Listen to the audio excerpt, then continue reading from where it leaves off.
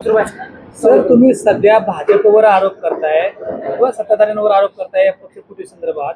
पण दुसरीकडे भाजपला तुम्ही ओबीसी मास बेस पार्टी किंवा ओबीसी जनरेटेड पार्टी असं संबोधत होता आणि आता नेमकं विरोधात बोलताय. हे बघा, आताच्या घटना घडामोडी घडतायत. ओबीसीच्या बाजूनं ना सत्ताधारी बोलायला तयार आहेत, ना विरोधक बोलायला तयार आहेत, ना आमदार बोलायला तयार आहेत, ना खासदार बोलायला तयार आहेत. महाराष्ट्राच्या पावसाळी अधिवेशनामध्ये 2 आमदारांनी मला कुठेतरी प्रश्न उपस्थित करण्यासंदर्भात एक पत्र दिलेलं होतं, पण तेही प्रश्न अजेंड्यावर आले नाही. मग महाराष्ट्राच्या अधिवेशनामध्ये महाराष्ट्रातल्या 60% ओबीसीच्या प्रश्नावर एकही लक्षवेधी येणार नसेल, एकही प्रश्न मांडला जाणार नसेल, त्यांच्या आरक्षणासंदर्भात बोललं जाणार नसेल, त्यांच्या वेगवेगळ्या प्रश्नावर बोललं जाणार नसेल, तर महाराष्ट्रातल्या 60% ओबीसीनी नक्की करायचं काय? त्यामुळं कधी काळी ओबीसी हा भाजपचा डीएनए आहे म्हणून भाजपनं ओबीसीची मतं घेतली. इथल्या सत्तेचा राजमार्ग हा ओबीसीच्या तांड्यावरून, वाड्यावरून, वस्त्यावरून, पाड्यावरून, बलुत्या अलुत्यांच्या वेगवेगळ्या गल्ल्यामधून जात असेल आणि ते जर आमच्या प्रश्नावर काम करणार असतील, ते कुणाला घाबरून इथले आमदार खासदार जर ओबीसीच्या प्रश्नावर बोलणार नसतील, तर इथून पुढच्या कालावधीमध्ये ओबीसी स्वतःच्या प्रश्नावरती काम करतील. कशा पद्धतीने करेल? तुमचं काय भूमिका काय असणार आहे? हे बघा, आमची भूमिका तर अशी आहे, या महाराष्ट्रामध्ये आमचं कुणीच नाही या निष्कर्षाप्रत आम्ही पोहोचलेलो आहोत. त्यामुळं इथून पुढच्या कालावधीमध्ये आम्हाला ओबीसीचा क्राऊड डोळ्यासमोर ठेवून काही निर्णय घ्यावे लागतील. काय निर्णय घेणार? निर्णय काय? ओबीसी जनता पार्टी असेल महाराष्ट्रामध्ये, ती पुढे येईल, ओबीसीच्या प्रश्नावर काम करेल आणि आमचा जैविक बंधुभाव म्हणून एससी एसटी बांधवांना आव्हान करेल.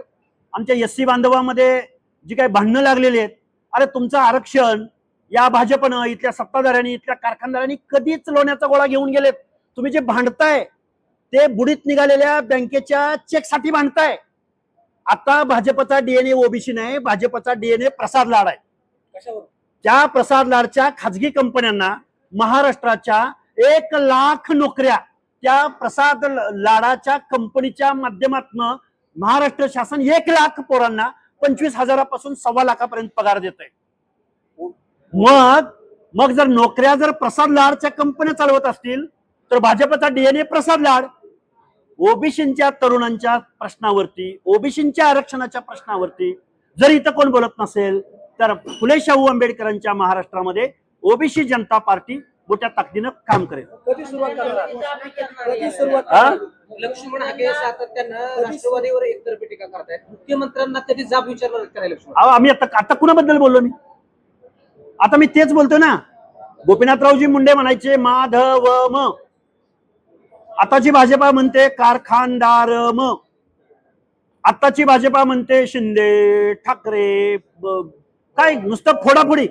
आता भाजपचं नाव फोडाफोडी पार्टी ठेवा. त्यांना कुणाचं काही पडलेलं नाही. कधी सुरुवात करणार? हे बघा, आमची काम चालू आहे. आम्ही 100 सभा. अरे सोबत ओबीसी जनता नको आम्हाला, कारखानदार नको आम्हाला, हुजरे नको आम्हाला, कुठले सेलचे प्रमुख नकोत आम्हाला. ओबीसीच्या प्रश्नावर सरकारला प्रश्न विचार कोणी नको आम्हाला. कुठलाही आमदार खासदार काही देणं घेणं नाही. ओबीसी जनता पार्टीचे प्रमुख बारामतीत निवडणूक लढवणार का? हिंद केसरी बरोबर लढायचा मला माझ्या गुरुनी मंत्र दिलेला आहे. याच्या आधी का माघार घेतली? याच्या अगोदर माघार घेतली म्हणजे पुढे लढणार नाही असं कोणी सांगितलं तुम्हाला?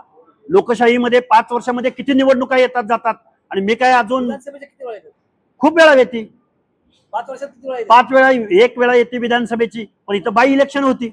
1 वेळा येते. त्या 1 वेळच्या निवडणुकीवरती प्रभाव टाकणारी भूमिका आम्ही घेऊ ना. पण जर अनुकंपा किंवा जर दुःखद घटना घडलेली असेल, एक महिला निवडणूक लढत असेल, तर आम्ही थोडासा 1-2 पावलं माघार घेऊन एखादा निर्णय घेतला असेल तर त्यात वाईट वाटायचं काहीच कारण नाही. आम्ही पुढची तयारी करतोय. आम्ही एका विधानसभेचं काय घेऊन बसलाय? आम्ही खरा महाराष्ट्र विधानसभेत दिसत नाही.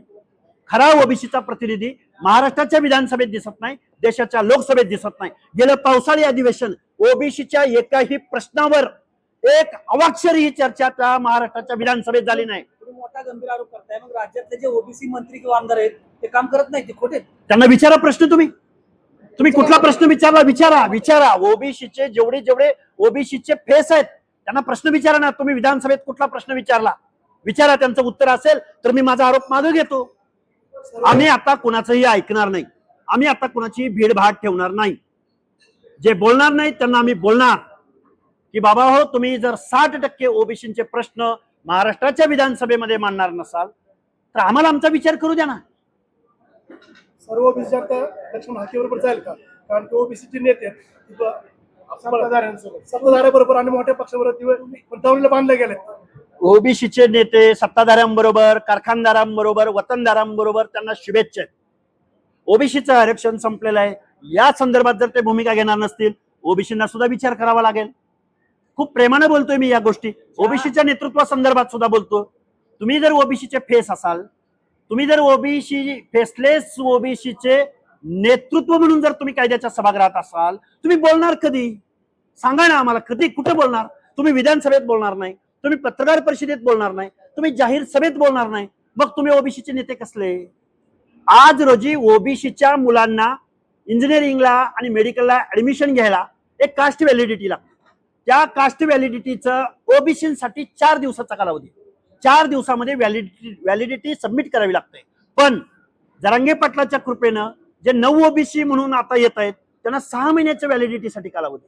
असा जी आर कसा असू शकतो? या जी आर वर महाराष्ट्राच्या पावसाळी अधिवेशनामध्ये एकतरी आमदार बोलला का? एकतरी मंत्री बोलला का? ओबीसीची सब कमिटी बोलले का? हे प्रश्न आहेत ना.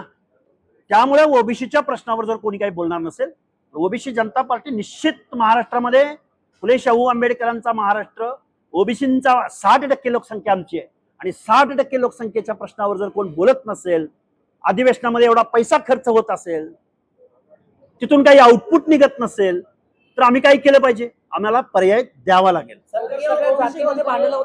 प्रश्नच नाही. एससी बांधवांमध्ये भांडण लावायचं काय कारण आहे? माझी एससी बांधवांना दोघांनाही माझे हात जोडून विनंती आहे, तुम्ही ज्या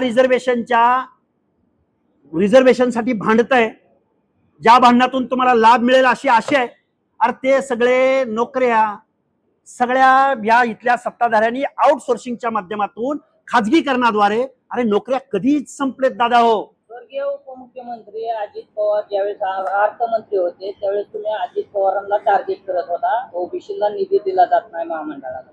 आता अर्थ खातं मुख्यमंत्री मी बोलतोय ना, फडणवीस यांच्याकडे आहे, मात्र तुम्ही चकार शब्द आता मी बोलतोय ना. अरे मी आता सत्ताधाऱ्याच्या निधी विरोधात, दिला जात नाही हे ना. बघा, आता 18 महामंडळांचा अध्यक्ष नेमला जात नाही. तुम्ही 18 आतापर्यंत किती वेळा मुख्यमंत्र्यांबरोबर आतापर्यंत मुख्य प्रत्येक प्रेस माझी काढून दाखवा. मी इथल्या सत्ताधाऱ्यांच्या, तुम्ही नाव घेऊन माननीय देवेंद्र फडणवीस साहेब ओबीसीच्या नावानं, ओबीसीच्या वेगवेगळ्या जात समूहांच्या नावानं, त्यांच्या महामानवांच्या संतांच्या नावानं तुम्ही 18 महामंडळं घोषित केली.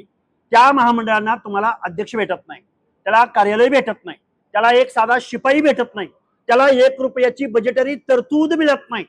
या संदर्भात ओबीसीवरचा अन्याय नाही का? अन्यायचं मी काय बोलतोय तेच सांगतोय. ओबीसी वरती अन्याय होतोय, ओबीसीच्या प्रश्नावर बोललं जात नाही, ओबीसीला बेदखल केलं. आंदोलन करणार का मुख्यमंत्री? चालूच आहे ना, चालूच आहे ना. बोलणं चालू. पाठीमागे तुम्ही आंदोलन केलं होतं ओबीसीच्या प्रश्नावर. ओबीसी जनता पार्टीची स्थापना कधी केली जाणार आहे? आणि ओबीसी संपूर्ण काय काय? काय एजेंडा असतो? माझे महागुरु गोपीनाथराव मुंडे आहेत.